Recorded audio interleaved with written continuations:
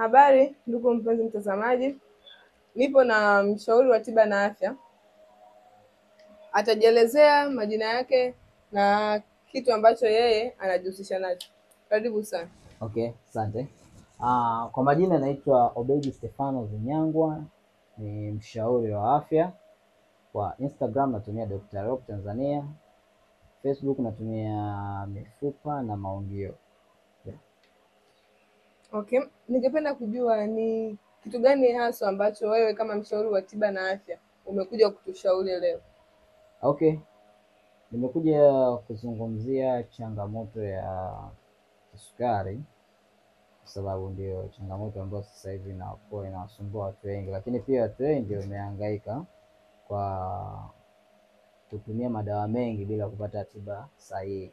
So niko hapa kwa ajili ya ufafanuzi pia na maelekezo the jinsi gani mtu anaweza kujikinga asipate changamoto ya kisukari, lakini pia akazuia changamoto ya sukari kutokea kabisa, lakini pia kama anayo ni jinsi gani ya kuweza kuitibu.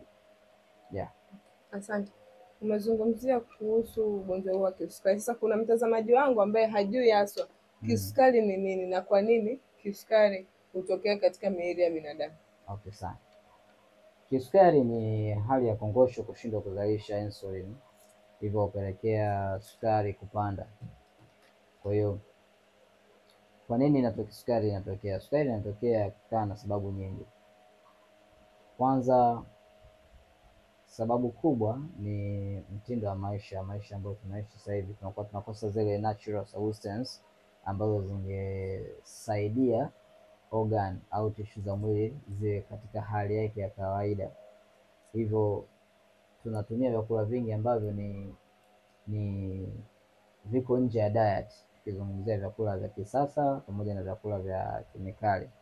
Hivi ndio vinavyopelekea kuharibika kwa kongosho, lakini pia changamoto zinakuwa kubwa zaidi. Hata kama mtu ana changamoto ya kisukari, lakini inashangaa na kuwa kubwa zaidi kutokana na mtindo wa maisha ambao unavyoruhusu. Kwa hiyo kikubwa hapo ni mtindo wa maisha. Lakini pamoja na hayo, mtu sasa akishaathirika na ugonjwa huu wa kisukari, je, ni dalili gani ambazo yeye kama mgonjwa anaweza akaziona awali kabisa kwamba akiona dalili hizi anajua tayari mimi nimeshaupata ugonjwa huu wa kisukari? Kwanza tunashauri mgonjwa yoyote yule anatakiwa awe anapima kujua afya yako angalau kila baada ya miezi mitatu. Lakini dalili hatuwezi tukazungumza moja kwa moja kuwa unaweza ukawa unachoka sana, unakuwa unakojoa sana, unaweza ukawa unaona hali ya tendo la ndoa haiko vizuri, hasa ukiwa na miaka kuanzia 45 40. Lakini pia unaweza ukaona unapata dalili nyingi, uchovu. Kwa hiyo ukiona, hatuwezi tukajudge kwa dalili. Ni vyema kila raia yoyote yule awe anafuatilia, awe anapima angalau kila baada ya miezi miwili au mmoja kujua status yake ya kiafya ikoje. Kwa hiyo inatupasa tupime afya zetu kila baadaye. Yaani huo ni ushauri kwa kila mmoja anayesikiliza hapa, kwa ni muhimu sana kupima. Umezungumzia kuhusu ugonjwa wa kisukari kwamba unawapata watu wenye umri ulioenda kidogo. Lakini tumepata changamoto, huwa kuna watu vijana ambao wanapata changamoto hii katika umri huo mdogo. Hiyo inakuwa imesababishwa na nini hasa? Kuna kisukari type A ambayo hii wengi wanazaliwa nayo, lakini pia kuna type B ambayo wanapata watu wazima. Sasa ukizungumzia kijana kwa nini ameipata, inawezekana ni mama mjamzito. Unasikia? Mama mjamzito anaweza akapata hii changamoto kutokana na maybe the way mtindo wake wa maisha jinsi ulivyo. Umeona? Lakini pia kiachana na mama wajawazito, kuna vijana ambao sasa hivi wana ule ulaji. Unajua watu wa vijijini wanakula zile natural kabisa. Yaani kama ni kuna kemikali ambazo zinakuwa zinatiwa ni asilimia ndogo sana, tofauti na mtu ambaye anaishi Dar es Salaam. Kwa hiyo kwa vijana wengi wa mjini hii changamoto anayo kwa sababu ya mtindo wa maisha. Vyakula ambavyo tunakuwa tunakula vinakuwa si salama 100%. Kwa hiyo vinapelekea watu wengi hii changamoto kuipata. Lakini tukiangalia hata kawaida, kijana ana miaka maybe 15 au anazaliwa anakula mayai ambayo ni ya kisasa, anakula vyakula vya sukari nyingi, anakula vyakula ambavyo haviko kwenye diet kama inavyotakiwa. Means kuwa huyu mtu inafikia sasa hivi watoto wengi kuanzia miaka 17, 15 wana uvimbe kwenye kizazi.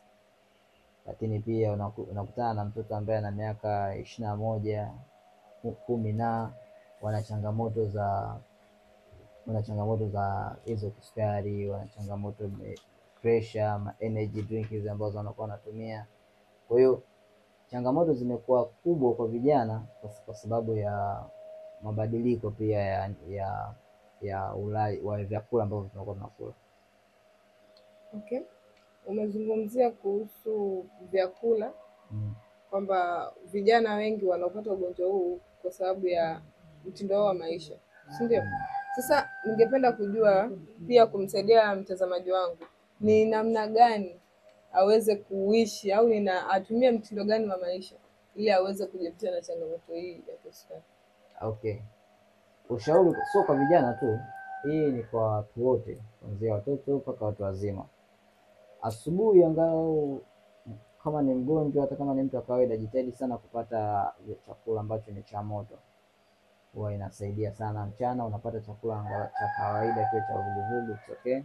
Jioni unapata chakula ambacho pia ni cha vuguvugu cha moto kwa kiasi.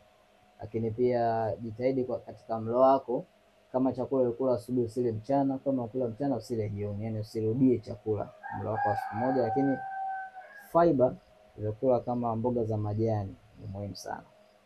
Yaani mboga za majani ni muhimu kwa matumizi ya kila siku. Kuna mboga za majani, lakini pia kuna matunda. Hivi ni vitu ambavyo unaweza ukacancel kula ugali ukawa unakula tu hivyo. Ni muhimu sana, yaani ni muhimu. Ugali hizi ni vyakula ambavyo ni addition. Kwa hiyo hatukatazi kula ugali wewe mgonjwa. Ukianza matibabu yetu sisi hatukatazi kula chakula. Kama ni ugali tutakuelekeza kuna kiasi cha kula ugali, kama ni wali kuna kiasi cha kula wali, unaendelea kupata matibabu. Kwa hiyo hatukatazi mtu kutumia chakula, lakini kuna kiasi au kiwango cha chakula ambacho mtu atakao utumie ili ukae sawa. Okay.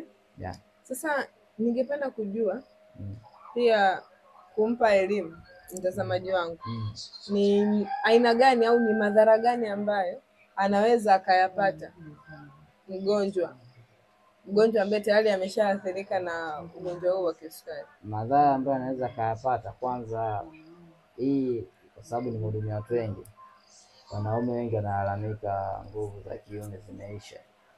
Na nguvu za kiume zinaisha kwa sababu mtu anapopata kisukari, kwanza kinaenda kuathiri kinga za mwili. Kinga za mwili zikishaathirika, means kuwa mfumo wa damu inakuwa ni nzito. Kwa hiyo oxygen huwa kupita kwenda kwenye ile mishipa ya uume inakuwa sio rahisi. Kwa unakuta mtu huyu kufanya ile tendo la ndoa huwa inaweza akafanya mara moja asipate hamu tena, maybe baada ya wiki au siku 2-3. Unaelewa? Kwa hiyo ni changamoto hiyo. Hayo ni madhara ya kwanza, lakini kuna madhara ya pili ambayo ni changamoto ya figo. Lakini pia madhara mengine ni kwa wale wagonjwa ambao tayari wanaendelea kutumia zile dawa ambazo insulini ambayo anatakiwa kuitumia kila siku kwa ajili ya kuweka sukari yake kuwa sawa. Kuna ile resistance antibiotic kuwa kubwa mwilini kiasi kwamba inaweza kusababisha sukari, inaweza kusababisha madhara kama ya figo kama nilivyosema mwanzoni. Kwa hiyo madawa pia ambayo anatumia kila siku, jua kabisa yatakuja kuwa na madhara kwa hapo baadaye, ambayo pia kama ulikuwa unakwepa gharama ya kupata matibabu sahihi, unaweza kuatoa mara 10 yake kwa hapo baadaye. Sawa. Yeah. Okay. Lakini pia kwenye madhara kuna kukojoa sana mara kwa mara, sio kwa wanaume. Kuna wanawake wanakosa hamu ya tendo la ndoa. Yeah. Okay. Umesema kwamba umeshahudumia watu wengi au umeshafanya tiba kwa watu wengi. Sasa ningependa kujua ni kwa namna gani ambayo mnaitumia au wewe unaitumia, wewe kama mshauri wa afya na tiba unaitumia ili kuweza kufanya matibabu kwa mgonjwa ambaye tayari ameshaupata ugonjwa huu wa kisukari na kuweza kupona kabisa changamoto hii. Okay. Kwa matibabu ya kisukari kwetu sisi, tiba ya kwanza ni kwa ajili ya kufanya kongosho iweze kuzalisha insulin ili sukari iweze kujicontrol yenyewe. Sasa watu wengi sasa hivi wana tabia ya kurahisisha. Unapokuwa unatumia dawa moja kongosho kuweza kuzalisha insulin, kumbuka una changamoto tayari nyingine zimeshajizalisha. Kama unaweza kawa una changamoto ya pili ambayo tunaita ni cardiovascular system, ambayo ndio dozi ya pili kwetu sisi, ambayo itaenda kudili na mfumo mzima wa damu kwa ajili ya kwenda kufanya blood circulation.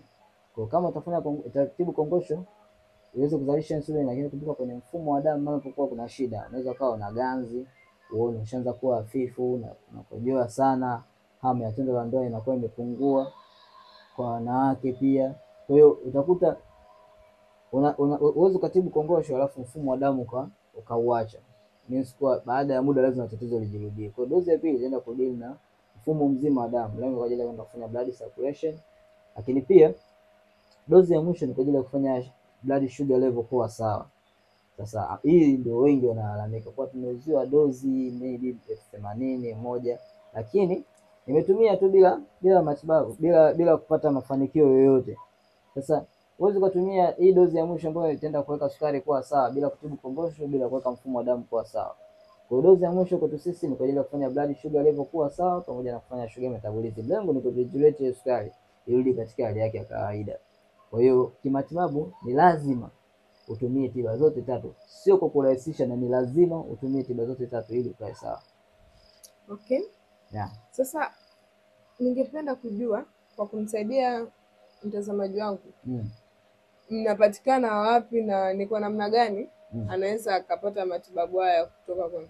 Sisi tuko Dar es Salaam Kimara Stopover, na kwa namba za simu 0692202979 unaweza ukafika ofisini kwa ajili ya matibabu. Kwa hiyo ambaye uko mkoani unaweza ukatupigia simu tukakupa maelekezo, tukakutumia dawa. Lakini pia ni muhimu kuwa na ushirikiano. Wagonjwa wengi sasa hivi hawana ushirikiano, wamekuwa ni wanunuaji. Ukitoka hapo simu wanaweza usipokee tena. Sasa hatuwezi tukaongea kila kitu kwa siku moja, kwa hiyo lazima tu tunashauriana angalau mara kwa mara ili kujua jinsi gani ya kuweza kumsaidia mtu apone. Kuna watu na matatizo ya muda mrefu. Changamoto za mtu huyu kupona na mtu mwingine kutokupona ni kwa sababu ya ushirikiano. Kuna mtu anatumia tu dawa, hataki maelekezo. Kisha kumwambia tumie 2 mara moja, 3 mara 3, hii inatosha. Hataki kushauriwa masuala ya vyakula kwa sababu ameshashauriwa sana. Ni hivyo tu, waache kukremesha, wajitahidi sana kufuata ushauri kwa watu ambao wanawahudumia. Watasaidia sana kupona kuliko kule kutesti kutokana na kutumia madawa mengi. Asante sana. Kazi ni kwako mtazamaji wangu, uweze kubalance mtindo wako wa maisha. Pia kama utafika kwa mshauri wa tiba na afya, hivyo uonyeshe ushirikiano ili uweze kupona na kuepuka kabisa changamoto hii ya kisukari. Asante sana. Karibu tena. Asante sana. Kwa majina naitwa Obedi Stefano, niko na mtangazaji wangu anaitwa Dr. Remy.